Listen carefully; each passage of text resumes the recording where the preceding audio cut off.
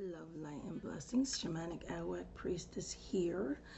And I wanted to make this video, and I'm going to make a part 2 sometime later on today. Because I'm still working this week. I'm still doing readings and things like that until Friday. And then this weekend, I'm going to get ready to start my retreat on Monday, May 25th. So I'm going to try to record either today or tomorrow, the latest. The last part of the 31 days of witchcraft. So this is going to be questions 16 to 23. But before I get started on these questions, which I wrote down today, and I did look at them before answering them, I wanted to do a shout out to a client of mine's. I got their package yesterday and I wanted to show it on my channel.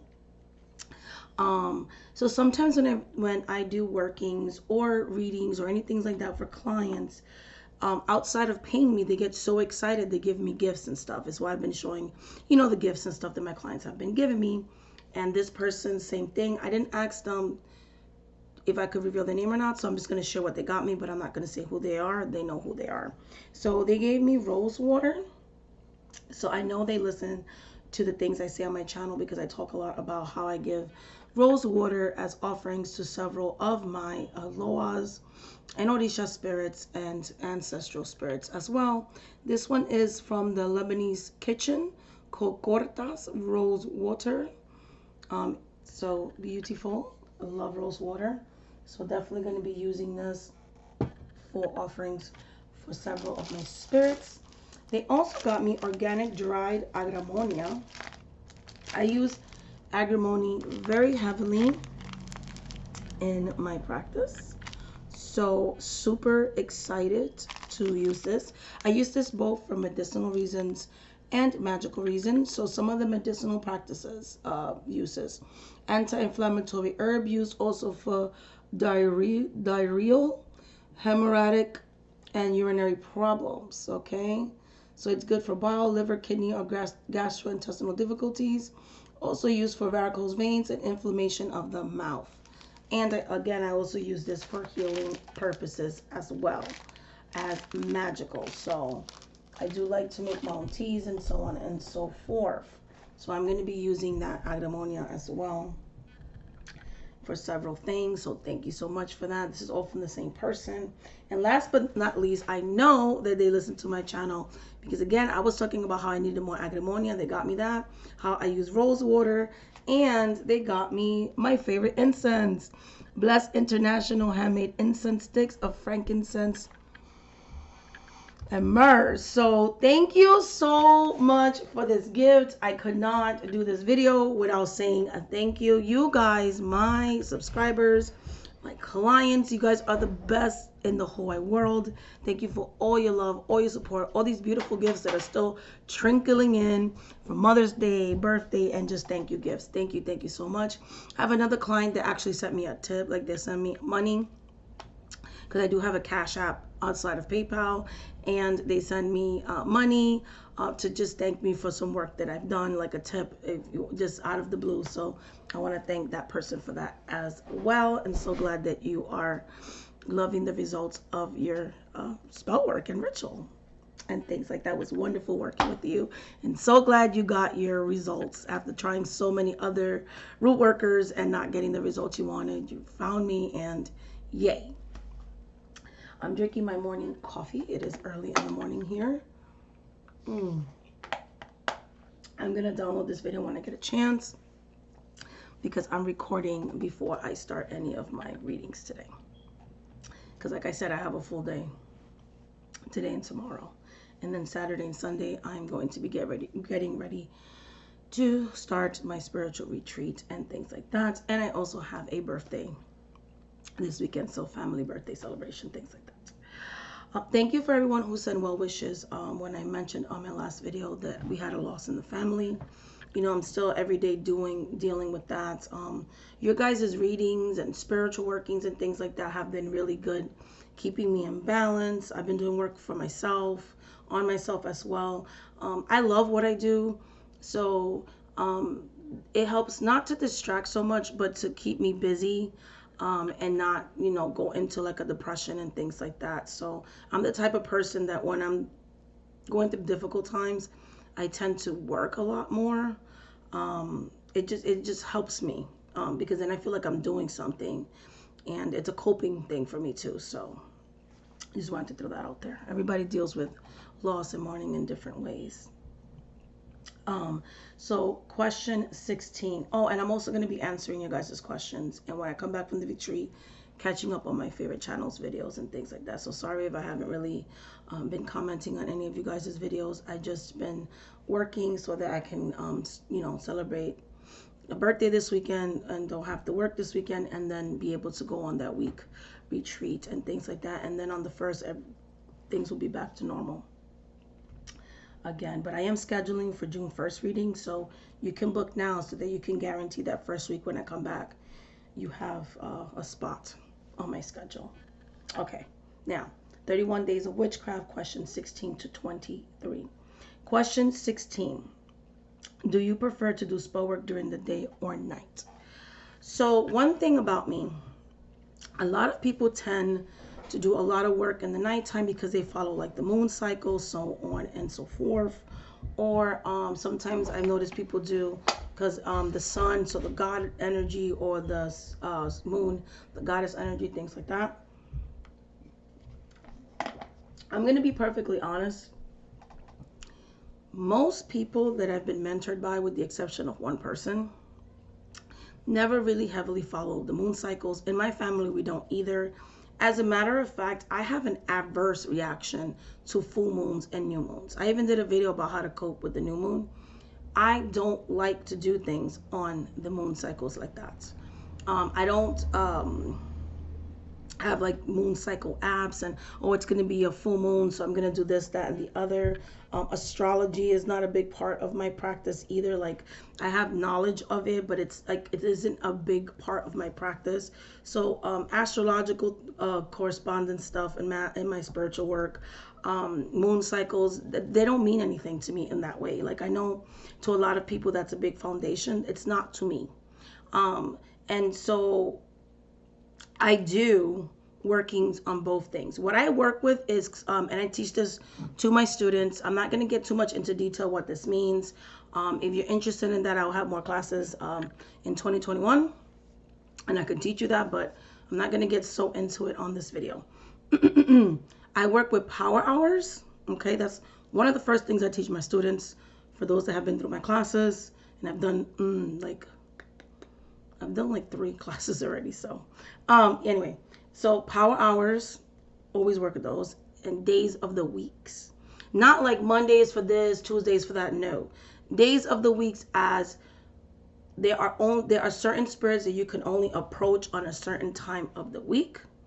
Sometimes they have 1 or 2 days, and then the spirits you can pretty much talk to them the rest of the 6 days. On Sunday, nothing spiritual, but Monday through Saturday, I am actively serving a group of spirits. And so, because they all have their days of the week, and I work with power hours. So depending on what type of working I'm doing will depend what type of work, what time of day I'm going to do that work. Especially if I'm doing something where I don't want other people to see. That would affect whether I'm doing something in the day or night, depending if I'm in a place like the cemetery, for example, and I'm doing something, or in a river, or in a crossroads, or, you know, in nature, or in my home. So I definitely work more with times of day and power hours, so with the clock, than I do with moon cycles. There have been certain moons that I have used and gotten wonderful results, but I get results from my work. I don't like the moon cycle is not really something in my cultural practices that's significant. If anything, the sun is significant. The moon is not. The sun is something that in my practice, one of the ones that I'm initiated to, we're supposed to greet the sun when is the sunrise of every day, is why I'm up. Especially on Mondays, a certain time of the week, we greet a certain spirit through the sun. So that is important to me, the sun, not the moon.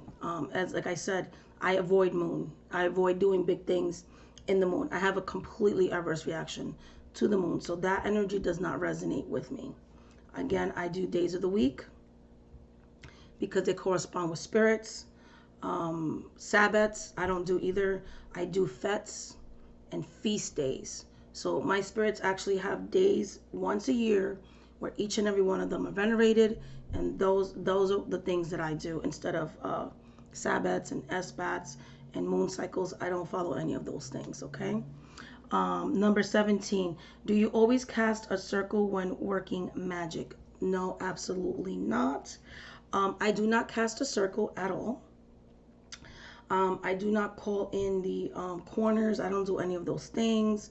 I don't use wands. I use a conjure stick for several of my spirits and things of that nature. I do teach my students what a conjure stick is. I'm not going to get into much too details of what a conjure stick is, but that's what I use. So I don't use wands or anything like that. And I do not cast circles. I do cast a different shape. So in my cultural practice, we cast something called, we call our guides, so our guías, our nuestros espíritus, so our spirits, espíritu de luz, spirits of light, so on and so forth. We call our ancestral spirits. We call our spirits of protection, and we call our spirit court. Another name for that would be a cuadro de protección, the sacred square.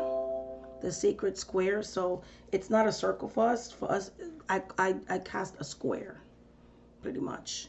And there are certain spirits on each of the corners of those squares. So square is a sacred symbol for me, not circles. So that's another thing that does not resonate with me either. So I noticed that some people are like, oh, this has been a really hard tag to do because I don't know what to answer. I feel like, just be honest. You don't have to fit into the mold of something in order to participate in a tag. I used to, I'll get to that one at the end of the questions, but the point is, it doesn't matter. Like, I'm answering these questions honestly. A lot of these things that are in questions I don't resonate with, so then I just explain how, how it's different in my practice. I think it's good to do this even if you have a different perspective. I think that's beautiful. There should be more diversity in these tags. There should be different people from different cultures answering them. I feel like diversity is beautiful. I feel like it's good to stand alone. You don't always have to follow everybody else.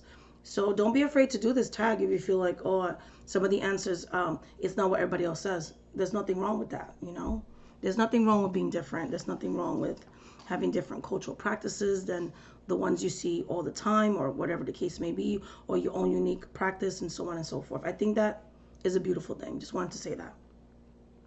Number 18, do you use herbs and or crystals in your personal path?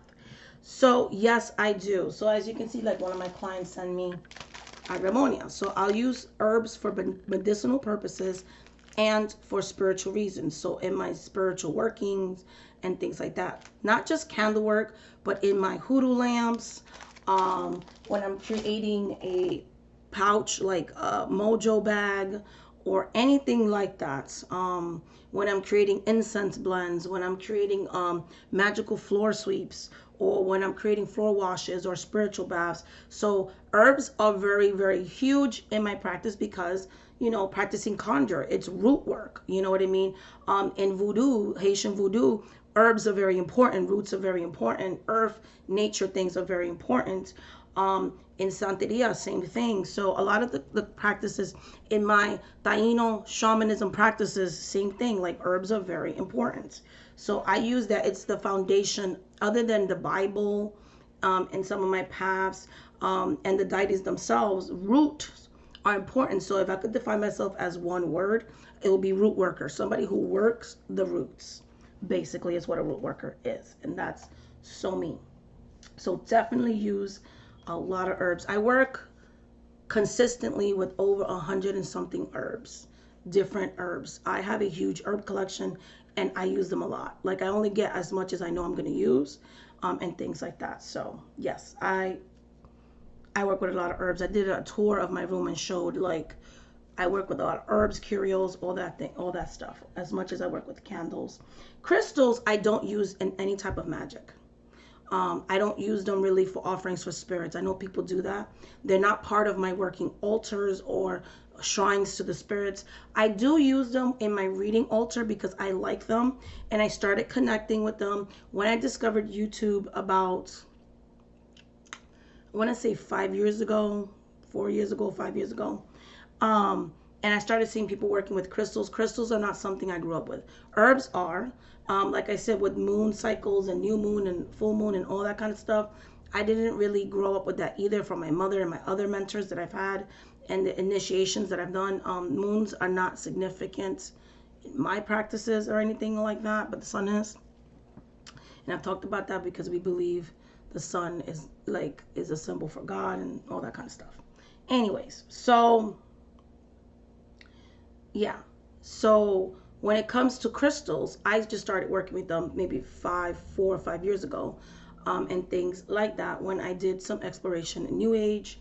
Then I found out that when we use the fist, there's a jet stone in it. So I found out, hey, that's a crystal. So yes, very limited use of certain things, but we do use crystals. But I really started using them, like I said, in the last 4 or 5 years. And I use them for creating crystal grids for healing myself. So that to me isn't a spell. To some people it is. It's not to me. So, but I don't use them in my spell work at all. Like I use crystals for crystal grids. I use crystals when I'm lighting my reading candle and I create a grid around it. So a lot of gridding and I also work a lot with my chakras through crystals as well. I'll change up my reading altar according to what chakra I'm working with. There'll be crystals laid out. I'll have crystals in like a bowl when I'm doing meditations and I just want to, like this one, I use it a lot for when I'm trying to do that ancestral connection with my spirits. And then these have to do with the chakras I'm working with at the moment. I'll just grab them out when I just need to grab that energy. I wear them in my person. So to me, crystals are more for like healing, that type of thing, raising my vibrations and things like that. So like when I want to, balance my heart chakra, I might use serpentine, which I had a dream about this crystal. And then I saw it in someone's video. And then I ended up buying it. I dreamt of merlinite. Like merlinite gave me this crystal, and I found that there was a crystal named merlinite. So any crystals that I've bought, about 90% of them, I've actually dreamt, like selenite. I dream a lot about this, and then I will look it up in my crystals, like when I first started dictionary. And then I'll look up like certain correspondences, and then I'll find out the name of it. Then I'll order on Amazon or things like that. One time I dreamt I needed to work with real calcite. I got it, and I did some really, really powerful healings with it. And then I've been having recently dreams of clear quartz. So I took this out of storage because I do store the crystals I don't use and put it in my reading altar because the spirit's like, you need to get some clear quartz. So when it comes to crystals, and the same thing with herbs, like if I dream about it, I use them. But the spirits tell me about how to perform certain spells and certain things sometimes outside of what my mom and my mentors have taught me, and things of that nature. So yeah, pretty much the spirits tell me what crystals to work with, and I'll work with them to deal with a certain issue or to heal something.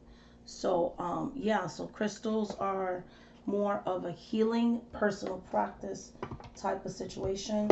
I do use crystals at times in my shamanic healing sessions that I do as well, because I feel like they're a good way to like send that healing energy to people and things like that. So I do use them for healing purposes mostly. I don't use them to do intentions. I don't use them in love work. I don't use them in like spell work. I use them in healing purposes, soul retrievals, balancing us, and energetic cleansing and clearing and things like that for myself or for clients when it comes to healing. So they're used for whereas herbs, I use them for everything. Crystals are just one area of my practice, and it's more to do with healing. So hopefully that makes sense. What do you do when you are in a witchy funk? Crystals. Like I just said, I do a healing on myself, and I just talked a lot about that. Just using crystals. I also use scent. So like this, I bought this at the Dollar Tree. I'm obsessed with it. I have several types of these little oil burners, and I'll put some essential oil and dilute it with some water, and I'll just light the tea light, and I'll just let that fill the air, and I'll use that with a crystal. One of these heart-shaped crystals. I have several types, different types of heart-shaped crystals. I have like a whole collection. The reason why I bought them heart-shaped is for self-love. I use these a lot to balance certain types of chakras with them. And so I have these for dedicated to each of my chakras, and I use them during my meditation along with the labradorite in one hand and this one. And I just send energy to myself when I'm balancing my chakras and so on and so forth with the oil burner going on. Or I also have like some incense like this, a clearing and cleansing. So frankincense and myrrh removes negative and toxic energies, but also puts in beautiful high vibrational energy. So it's a dual incense. It has the clearing and cleansing, but also putting what you want in while you remove. It doesn't just take away and leave it empty. It also helps to attract the energy that you do want. So if you only have one incense, my thing is I love either frankincense and myrrh, things like that. Anyway, but we're gonna move on from that. Okay, so that's what I do. I also created this blend when I'm feeling funky, when I'm feeling heavy. I do spiritual work for others on a full-time basis. I do readings on a full-time basis, 6 days a week, 12 hours a day, on and off. I work a lot, so I'm always doing something work related, right? So I have this when I usually either start a ritual or even like when I'm going into a ritual, which I do 6 days a week rituals for myself and others. I'm always constantly on my altar, except Sundays. So I usually burn this first. This is like a 3-herb sacred blend that is a secret recipe that I have. And I burn this, and it's a clearing and cleansing type of thing. Then, like I said, I'll light some incense, either frankincense, lavender, sandalwood, any type of cleansing. In some occasions, even sage or something like that, or agrimonia or anything like that. And I'll remove any type of negative energy, or I'll do something like I'll drink a tea. Like this is a tea blend that I have, that I use when I do readings for others. It helps me to get me into that nice high vibration no matter what kind of day I've had. Or I also use this for spiritual baths as well. Or I'll take a Florida water bath or anything like that. So I take spiritual baths when I'm in a funk. I go to my altar and I do a clearing and cleansing on myself. I light a white candle all the time for protecting myself, and with other candles that I do too. But an all-purpose white candle is a beautiful thing. And I don't anoint it because I wanted to capture negativity. I use my white altar to capture negative spirits. So water is very heavy in my practice, with a clear glass cup, which is a very good protector. I talk a lot about that in my classes too. So I do a lot of protection when I'm in a witchy funk. I do a lot of spiritual baths, prayers, and just being in my altar pretty much. So I do a lot of self-healing, and I'm very proactive when I'm in a funk. I'll give myself maybe a day to like dwell in the funk, and then I'll go back to get back to work pretty much. I'll even meditate with like tourmaline, because it's a good psychic vampire protection, things like that. Or pyrite, which helps me to think about abundance. And I use certain types of oracle decks. Okay, so I'll use the Ask Your Guides. I ended up buying a backup to this one because this one's pretty beat. I've been having it for years. But I'll pull a card from this deck. Okay, and I'll see what message. This is what I use when I'm in a funk. This is I did a tag about it too, my Dark Times deck, which I think people thought dark themed, but I wasn't talking about dark themes. I was talking about what type of decks do you use when you're going through hard times, and this helps me a lot with those types of times when I'm just going, when I'm just going through it. Dreams of Gaia was one of them. which I have since retired right now. It's one of the decks that I have in storage because I haven't been really drawn to using it, but I'm not going to get rid of it because, I feel like for some reason I'm going to be drawn to it in the future. Just not right now. So, um, and this is another one. And I have a backup to this because this is out of print now. Archangel Oracle cards is another one that I use during those witchy funk times and things like that. So, yep. So, yeah, this one as well. Okay, the spirits want me to show this card. I don't know why, but we're going to just show it. Healthy lifestyles. I don't know. They just wanted me to pull that. So, make of that what you will. But, yeah, so I'll use these types of oracle cards. This one has a good balance. The messages from your spirit guides or actual spirits. The one that I just showed you. Let me see what the actual name of it is. Sorry. Let me look at the little. Sorry about that. Ask Your Guides by Sonia Choquette. So that one, it has a balance of both light and shadow. So I like that one. And then Archangels, when I'm really down and I, can't I need more of a lighter message. I'll use that one. Things like that. So yeah, these are the ones that I use. I've been using when I'm going through my dark times and things like that. Lately, I've been drawn to using the Saints and Angel one during my morning period. So that's an honorable mention too. But these I've been using for years. Okay, so that's what I do. Long answer, I know. 21. What does the term sacrifice mean in your personal practice? Why or why not? So sacrifice means different things to different people. In my culture, we call it ebo. Ebo is sacrifice, the Yoruba word for sacrifice. To us, we give sacrifices to our spirits. So that may mean herbs because herbs are living. And once you cut a plant, flowers, take it from its natural habitat, the ground, because it's a living entity. We believe that all life is equal, plants, animals, and people. That's a sacrifice because you're cutting its life for a higher purpose. And so that's what sacrifice means to me. Sacrifice also in my culture would mean giving something up to a spirit in order to get something. So you might do a prayer for a certain amount of days or baths for a certain amount of days. You might be celibate. Celibacy happens in my cultural practices as well. There are certain days, certain people dedicate certain days to certain spirits. So even when they're married or with a partner, that one day they don't engage in intercourse. That's a sacrifice, right?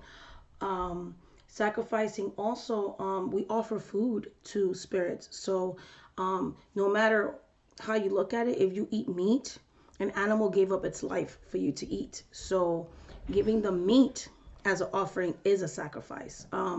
In some parts of the world where farming is sustainable farming, and or they're kind of, they grow their own food or they have their own livestock, and then when the time comes they eat the livestock.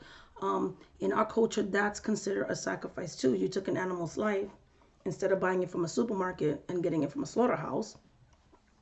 The animal who got to roam around free in your land lived a way better life than the ones in the slaughterhouse. Let's be real. That's a sacrifice because you'll give the spirits the serving first, and then you'll give to your family members. In my cultural practices as well, there are times that people get really, really sick. There's certain parts of the world that don't have access to doctors like other people do. And so what they'll do is, instead of eating the livestock, they offer it to the spirits, okay? And the animal takes on the sickness of somebody else in a life and death situation. This animal lives among the people, eats well, and is treated well until the time where its life is given and it's not tortured and things like that. So animals and plants, because the spiritual baths are also included and things like that, are at times we have used them to give to the spirits in exchange for favors. I can count in one hand how many times that's been necessary in my own cultural practices. And yes, that is a by law in my cultural practices. That's actually protected by law. So one actually went to court in the 1990s, a santero, in order to secure that religious freedom. There were native tribes that actually also tried to bring this into court because they also give animals at times to their spirits. So a lot of these ancient indigenous, because voodoo, santeria, those are part of an indigenous religion too. Um, Part of these indigenous practices, okay, these ancient cultures that have been around, a lot of them before Christianity, when we're talking about Ifa, when we're talking about African voodoo and things like that, they do use a lot of plants, and in some occasions when it's life and death, animals. Sometimes, like I said, they'll get the animal from a farm, either from somebody else or there's their own animal. The food is fed, it's cooked and fed, nothing's wasted, given to the spirits, and then they feed the community with it, the people that participate in the ritual. Everybody brings something and they make a big meal, and to some people that's the only meal they had for that day. So sacrifice is something that's very sacred. Most of the time when we talk about sacrifice in my culture, we're talking about plants, and things like that. But there are times that there are animals involved. It is not the Hollywood gory, cannibalistic stuff that you see. As a matter of fact, there's a book called Santeria, and a lot of people buy it, and it's very, there's pictures of it that are like, ooh. And the person even stated years later after writing the book that they actually, that book has a lot of misinformation. The author themselves said this. I think the author's name is My Jean something.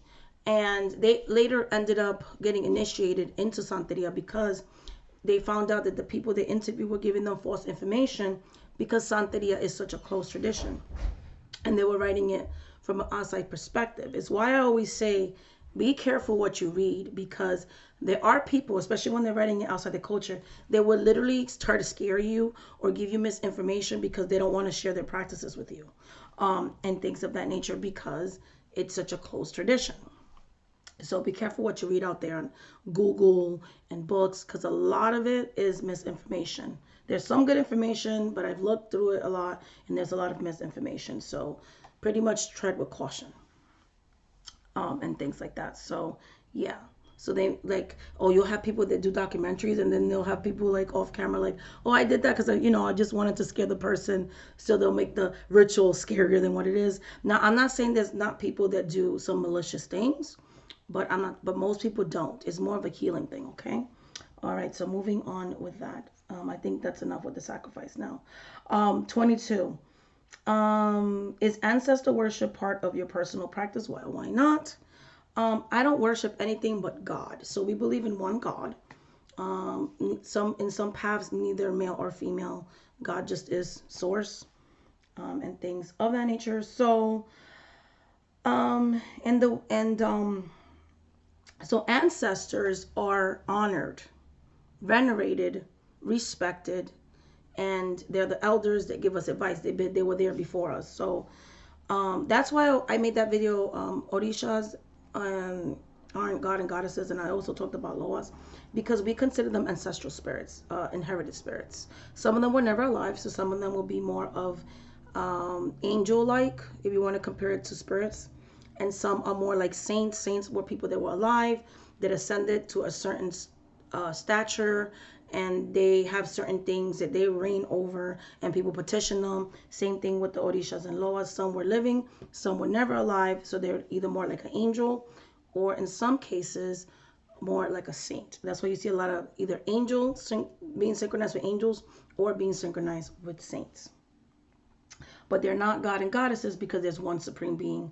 There's the ruler of all of them. And these spirits were all specifically given a purpose, because in our culture, God is busy. God doesn't really have time for the everyday mundane thing. God is doing the universe and doing other stuff and keeping the world afloat. So the ones that we go to will be our ancestral spirits, Yeah, and our spirits in nature, because they live in nature. So that's who we pray to for our everyday mundane needs, and they all have certain areas or more than one area they specialize in, and that will be that particular spirit, as long as they're in your spirit court, because if they're not, they don't have time for you. So but yes, and they work with you in order to achieve certain goals for yourself, or if you're doing work for other people with clients. So we have relationships with them, we give them respect, we give them honor, but we do not worship them. We only give that title to the one main supreme being that we serve. That is pretty much the symbolism of the sun. Okay, number 23. What would be your golden nugget of advice for a new witch? My golden nugget of advice for a new witch, or a spiritual worker, or a spiritual being, or whatever the case may be, is please respect closed traditions. If it's something you feel called to, seek out the mentorship of an elder and be respectful if someone doesn't want to be open to you about those practices, because they have the right to do that. You know, we don't have the right to demand people to teach us anything. So be respectful. When it comes to books, like I just said, take it with a grain of salt. Do your own research. Listen to your intuition. I just told you, like, one book, a lot of people buy it. The person even said they had to rewrite the book because there was a lot of misinformation in it. So it depends what version of the book you get to.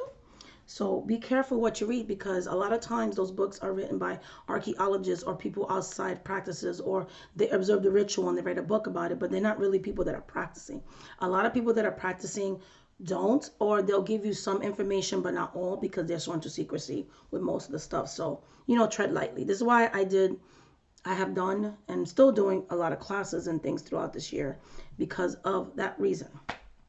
Okay. So that's my advice to you. Respect close traditions. If you're called to it, seek out the mentorship and things like that. Be willing to invest in it. Be careful what you read in books. And also be humble. I see a lot of new people, and they'll be like, so they'll practice a certain path, or there's certain types of witchcraft, and they'll go to other people's channel and be mean about it. When this person has been practicing way longer than them. So I feel like there's a loss of that respect for the elder, the person who's older and who's been doing certain things longer, and things like that. A lot of people want to rush, like they don't want to learn the basics. They want to go into, okay, I'm going to hex everybody, I'm going to curse, I'm going to kill, I'm going to do all these darker stuff. They don't know the first thing about protection. They don't know the first thing about building relationships. They don't know the first thing about creating altars. They don't know the first things about the basic foundational things that one will need to learn about the path. And I'm speaking again from a voodoo Santeria, you know, Afro-Caribbean perspective. So a lot of people want to run before they do anything else. They just get to it, don't want to learn the historical significance, don't even want to even build a relationship with the spirits. Just, I gave you $1 thing, now give me my stuff right now and do this, and demanding and just being so disrespectful, demanding things with spirits that are outside their culture, mixing and moshing things. I mean, I've literally had to travel to different parts of the world to undo a lot of stuff that people have done because they're not treading lightly. For example, the video that I made about voodoo, do you know what you're doing?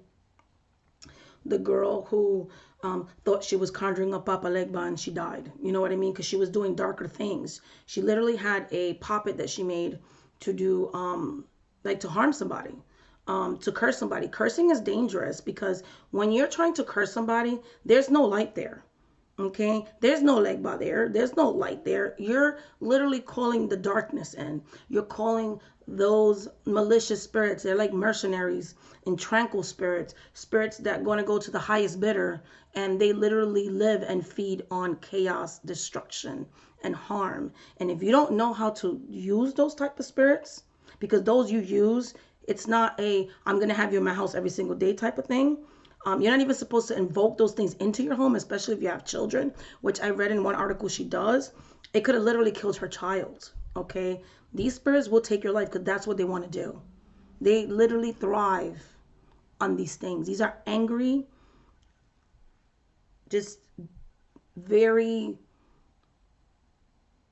just don't do it, okay? That's why you don't see me with the Ouija boards and all this kind of stuff. Like, I feel like I wish people would really understand what a Ouija board is, because it's like this witchy thing and earrings of it and all this stuff. And I'm not trying to be rude, but if you're really using a Ouija board, that literally opens the door to anything. And if you're not a medium, a trained medium, and you don't know what you're doing, you could invoke literal destruction. The same thing I see with like people just going to the cemetery and getting all kinds of graveyard dirt and all this stuff, and they're not knowing that they could literally have a demonic spirit or a very angry person haunting their home and just wanting to wreak havoc on everything. So I just wish that people will have more respect for closed tradition, ancient practices, the craft itself.